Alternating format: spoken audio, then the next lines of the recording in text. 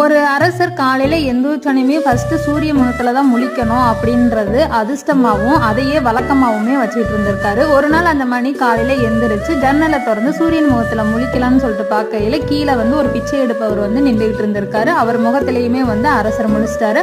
அரசருக்கு சரியான கோவம். உடனே இப்படின்னு சொல்லிட்டு பின்னாடி திரும்பையில பார்த்தீங்கன்னா பின்னாடியில உள்ள ஒரு கண்ணாடியில இடிச்சிட்டு தலையில ரத்தம் வந்துருச்சு. அரசருக்கு சரியான கோவம். உடனே அந்த பிச்சை எடுப்பவரை வர சொல்லிட்டு அவருக்கு சரியான தண்டனை கொடுக்கணும் அப்படின்னு சொல்லிட்டு வர சொல்லியிருக்காங்க. வீரர்களுமே பார்த்தீங்கன்னா பிச்சை எடுப்பவரை கூட்டிட்டு வந்துட்டாங்க. கடைசியா நீ எதுவும் சொல்றதா இருந்தா சொல்லு, இந்த மாதிரி முகத்துல முழிச்சு அரசருக்கு தலையில அடிபட்டுருச்சு அப்படின்ற மாதிரி சொல்லியிருக்காங்க.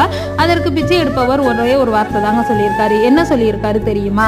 அரசர் என் முகத்துல முழிச்சனால அவருக்கு தலையில மட்டும்தான் அடிபட்டிருக்கு, ஆனா அரசர் முகத்துல நான் காலங்கத்தால முழிச்சனால என்னோட தலையே போக போகுது அப்படின்ற மாதிரி பிச்சை எடுப்பவர் சொல்லியிருக்காரு. நாட்டுல நிறைய பேர் தான் அதிர்ஷ்டசாலின்னு சொல்லிட்டு